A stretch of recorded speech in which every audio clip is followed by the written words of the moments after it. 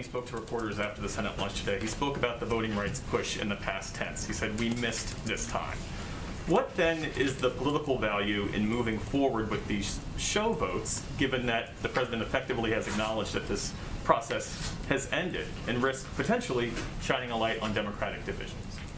Well, I think you all can count who's for and against each vote, whether it's changes to the Senate rules or supporting these voting bills themselves. And I think it's very people publicly know where senators stand at this point in time. We will leave it to, and we'll work in lockstep with him, Leader Schumer, to determine what the next steps are here. And I know he's spoken a bit to that. But ultimately, this is about continuing to press to move forward on the protection of voting rights and to use it as a moment to elevate this issue as an important issue for people across the country. And of course, any senator is going to be put in the position of determining what side of history they're going to stand on. And that's, I guess, the purpose of a vote. The president also spoke about voter subversion when he spoke to reporters. Yeah.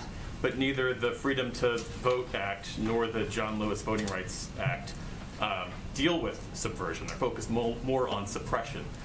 Would the president want to see Democrats, if this process does move forward in the future, address laws in these 19 states, some of which would potentially allow for the overturning of a free and fair election? Well, the John Lewis Voting Rights Act, actually in Section 112, actually makes it illegal for state officials to willfully fail or refuse to certify the aggregate tabulations of votes or certify the election of the candidates receiving sufficient such votes to be elected to office. That is obviously addressing a root problem we're seeing in laws in many states across the country.